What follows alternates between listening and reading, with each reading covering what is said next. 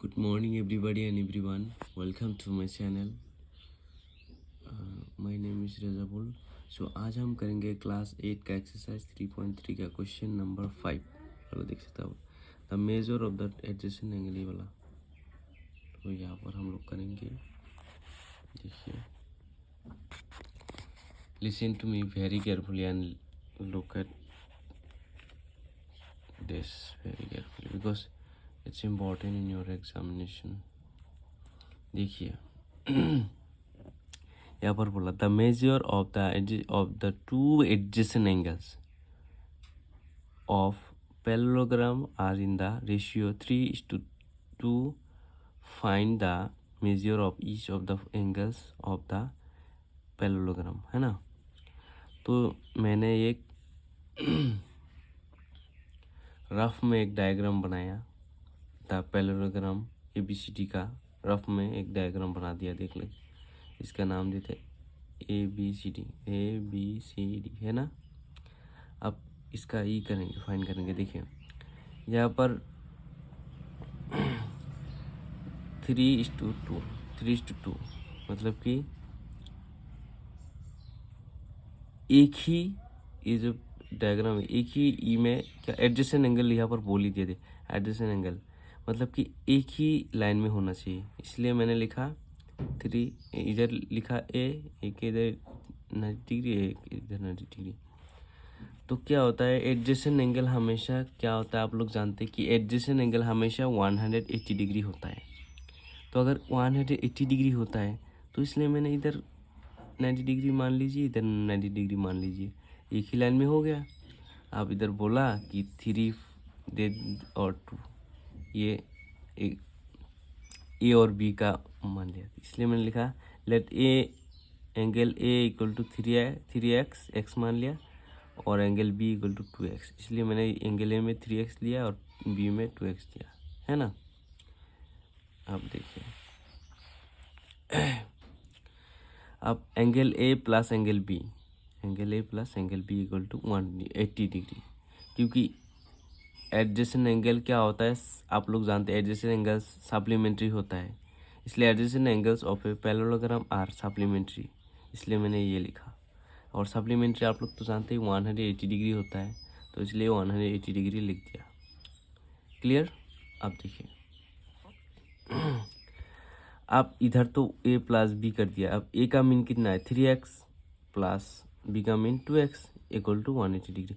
अब a का as it is आ गया, इधर डायरेक्ट लिख दिया और 180 डिग्री इधर एज इट इज आ गया।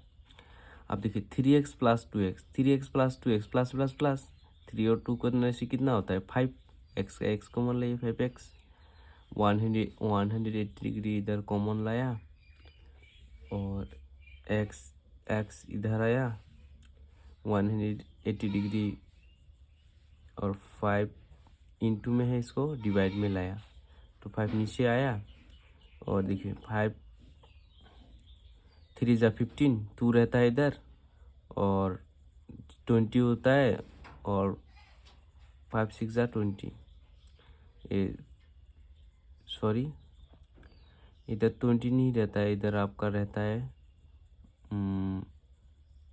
16 17 18 3 रहता है, 30 होता है, इसलिए 5 6 ज़ा 30, तो x इक्वल टू क्या होगा 36। आप देखिए इधर a का मीन क्या था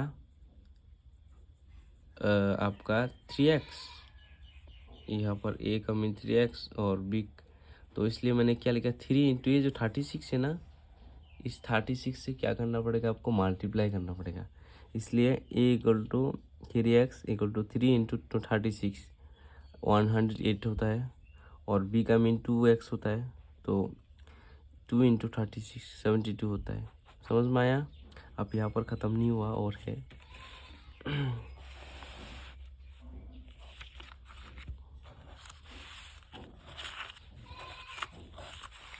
ओके थोड़ा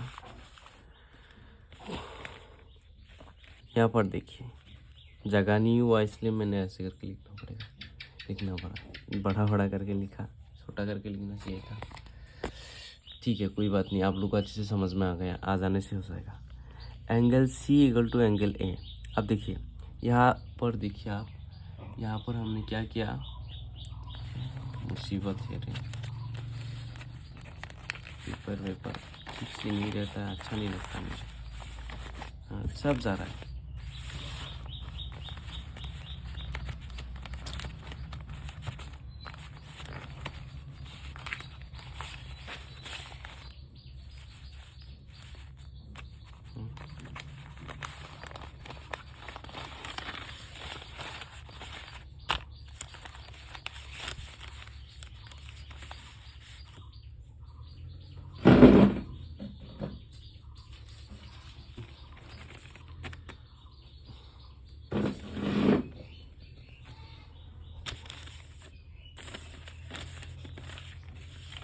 पहले इसको समझ लीजिए। यहाँ पर हमने क्या किया, हमने पहले देखिए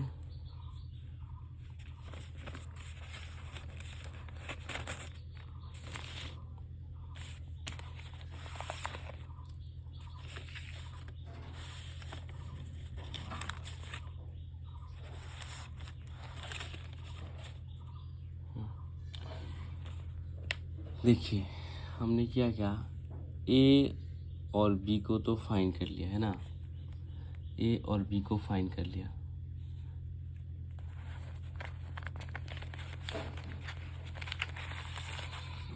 ए और बी को हम लोग फाइंड कर लिया, देख सकते हैं आप सब लोग अच्छे से। ए और बी को हम लोग फाइंड कर लिया, रहा कितना आपका, ए और बी फाइंड हो गया, लेकिन सी और डी बाकी रह गया। इसलिए पहले क्या करना पड़ेगा, सी को, एंगल सी को लेना पड़ेगा और उसके बाद डी को। इसलिए मैंने लिखा इधर angle C equal to angle A, same process जैसे कि एंगल आपका इधर angle A equal to 3x, ऐसे कहाँ पर लिखा था, हाँ एंगल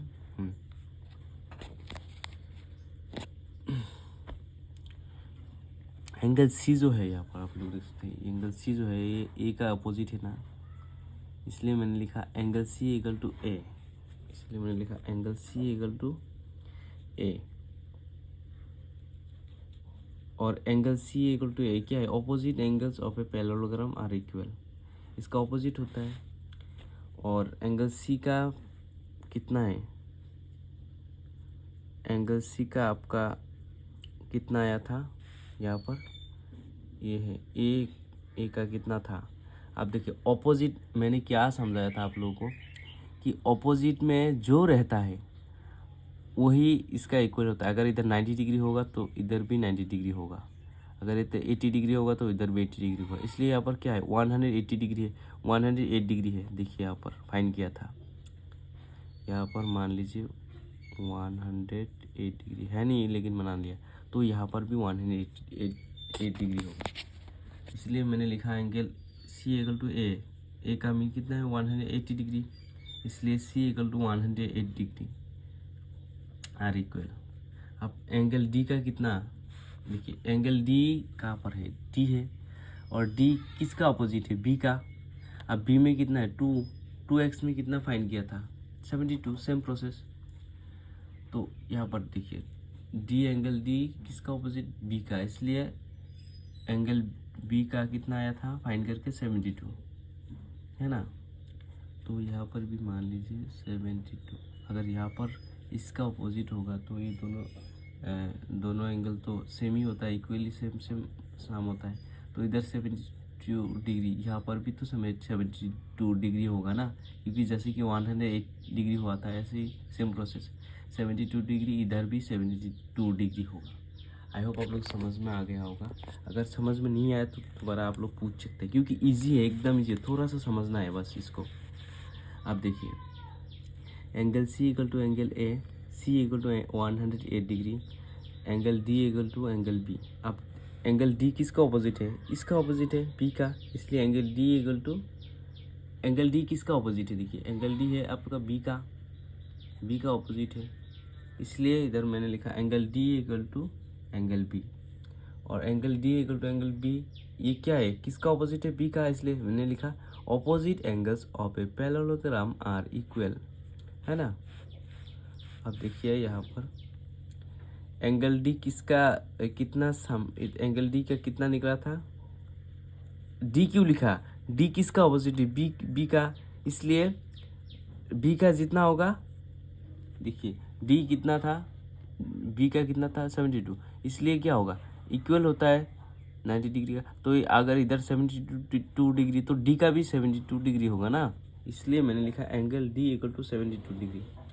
अब देखिए ए का निकला था 108 डिग्री, बी का निकला था 72 डिग्री और सी का भी सेम है 108 डिग्री, और क्योंकि ये अपने आप ही ऑपोजिट है, अपने आप ऑपोजिट है, इसलिए सी का भी आपका 108 डिग्री और डी का भी 72 डिग्री। तो आई होप आप लोगों को समझ में आ गया होगा। वीडियो अच्छी लगे तो लाइक एंड सब्सक्राइब कीजिए। Thank you so much, have a good day.